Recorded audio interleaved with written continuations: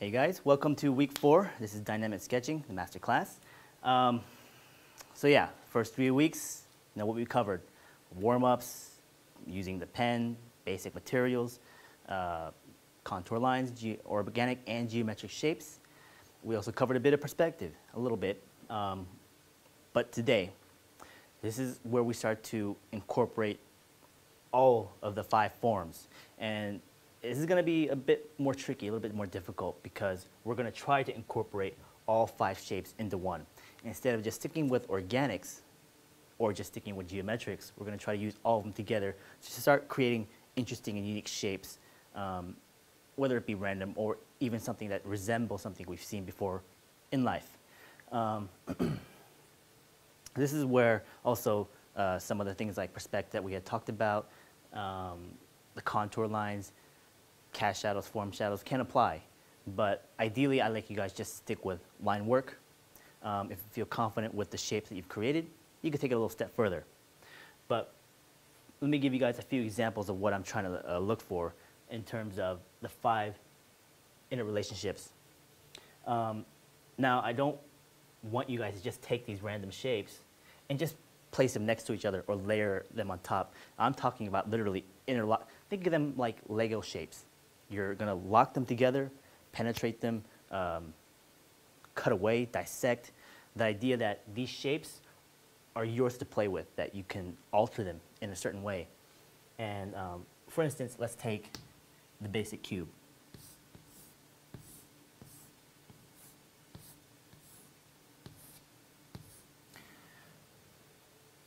With this shape, let's take a cylinder, and I want to incorporate and meld it into this cube. So how will we do that? And when I say that we can mold or cut away and change the shape to our advantage, you can start to interlock them. And also don't forget the idea of draw through.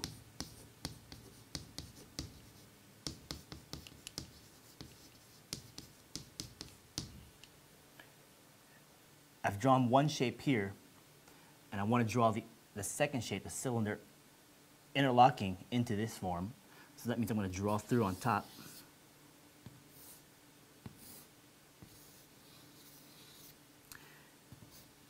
So now what's happening is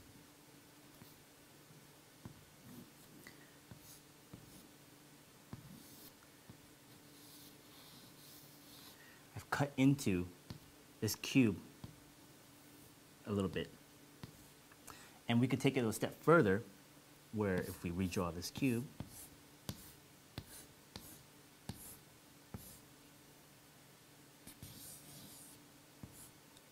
we can put it all the way through.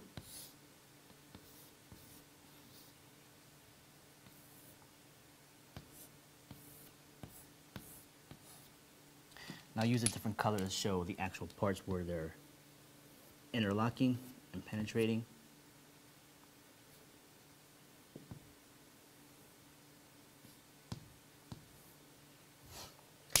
But we're not sticking to just 2 shapes. We got 5 forms with us. So these forms can be pretty large. You can make them pretty abstract and interesting to look at. Really push these interlocking forms together. And this is pretty tricky, especially when it comes to using like an ellipse, a circle, or even the cone. That will get a little hard to deal with at first, but mainly because when you have, let's say, a cube, and you want to incorporate the ellipse or the sphere, how do you put it in there? Obviously, we could just layer it on top, but that form is cutting into it in a certain way. So if the cube is actually coming forward, we have to draw the contour line to see where that form is turning.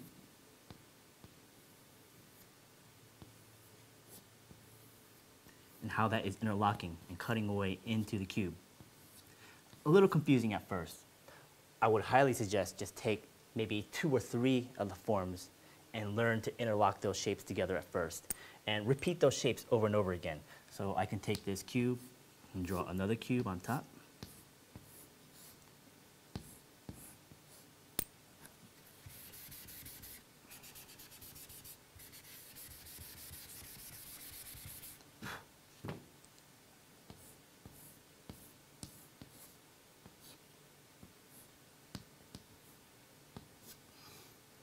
continue to push that. Maybe it'll do a cylinder here.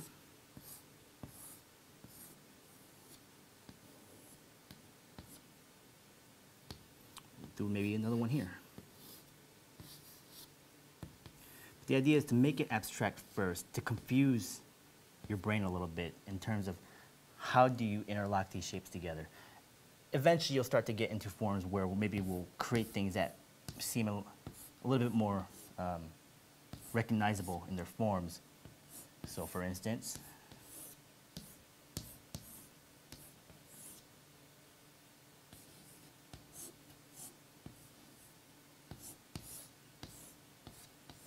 this basic geometric form is a tank.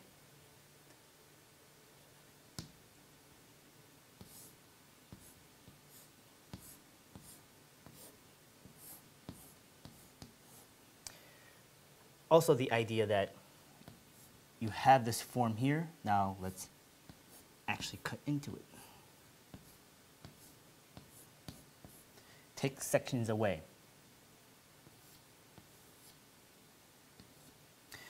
And make these as big as you want, as small as you want, but as you progress along, try to include more and more of these shapes together.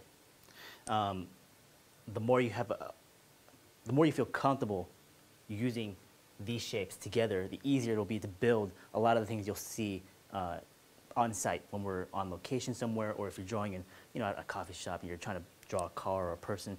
Everything is built up with the same shapes.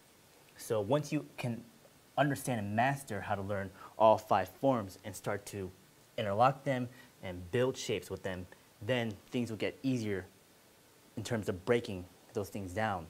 And of course, that's the hardest thing to do, really, is learning how to see something, whatever object it is, a plant, a lamp, a tank, and recognizing the large shapes and breaking them down to the most simplistic form, which is what these forms are. And you can continue to build on top of this. Of course, we can layer some of this stuff too, so maybe we'll have another large cube coming down here.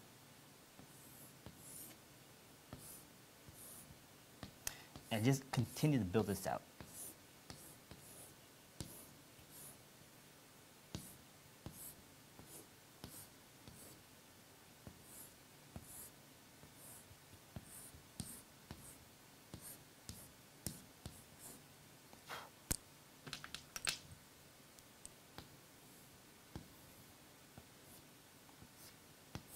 Another trick I want you guys to incorporate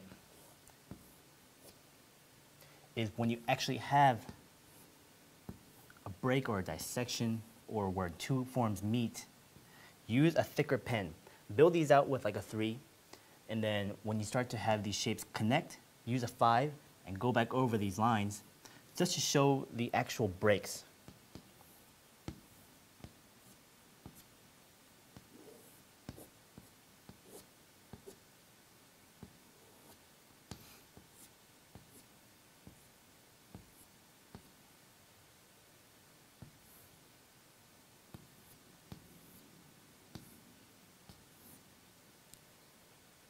Once you get comfortable with that, look for some form shadows and cast shadows, things that you can fill in.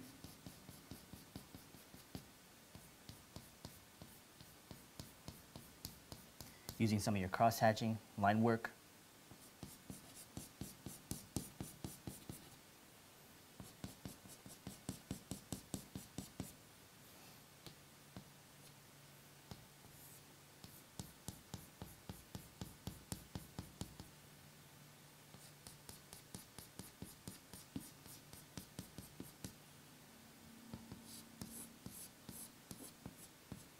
Just to break some of the planes and being able to read a little better.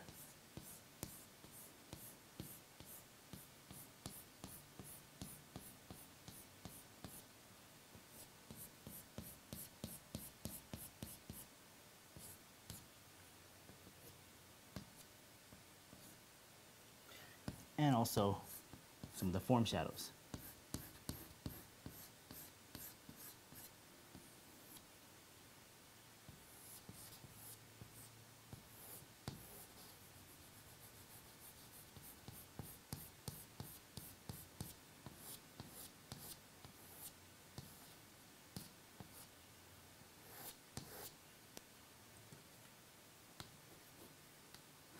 You can bring in some of the highlights if you like.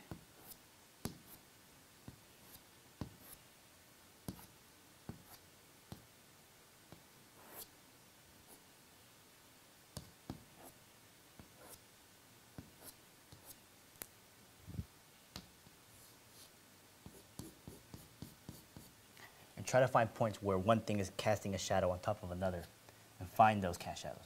Put them in. It gives it more depth.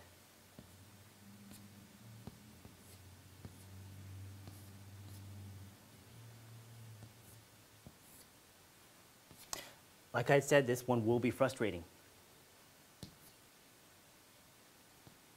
Let's try to include a cone in here. Incorporate more of the other shapes.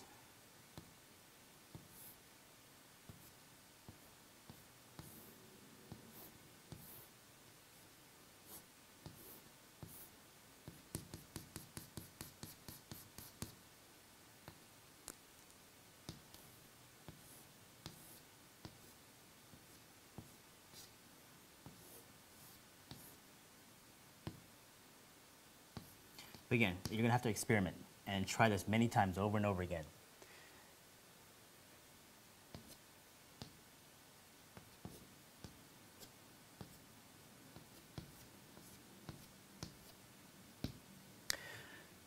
This will be part of your homework for this week.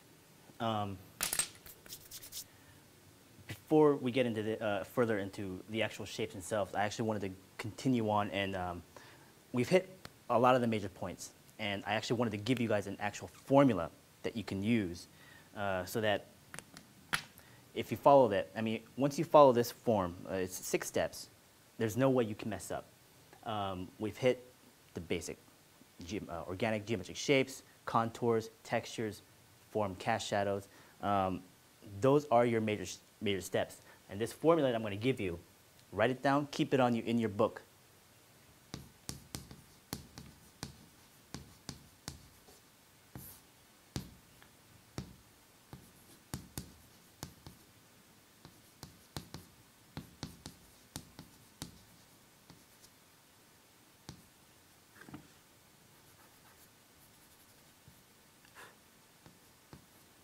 One, simple forms. Your 5 shapes are your simple forms. 2,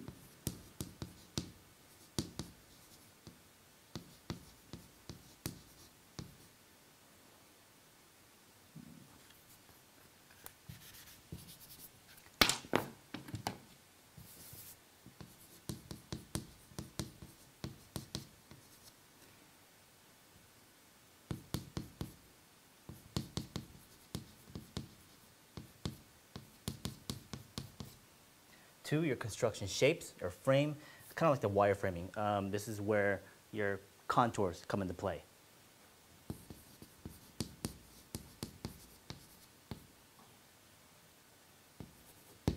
3,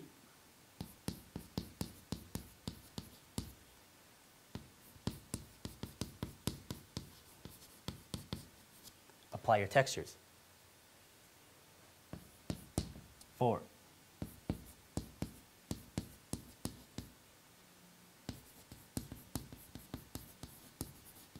your shadows.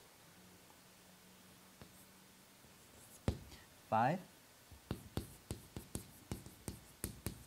details. And this is some of the stuff we'll get into a little bit more later, but this is a crucial step as well, where these first 4 steps are the ones I really want you guys to just really understand. 5 is a step that you only should take once you've mastered the first 4.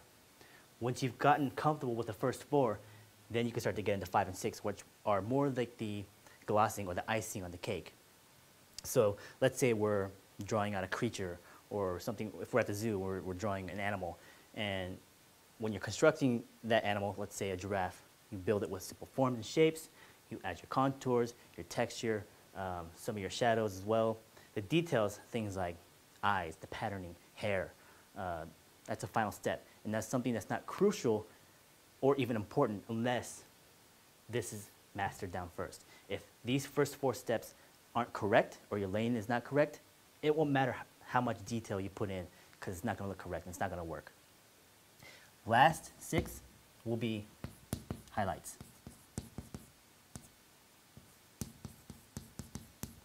Highlights and color. This last step, you'll use off and on. Much like 5, it's icing. It just brings your sketch up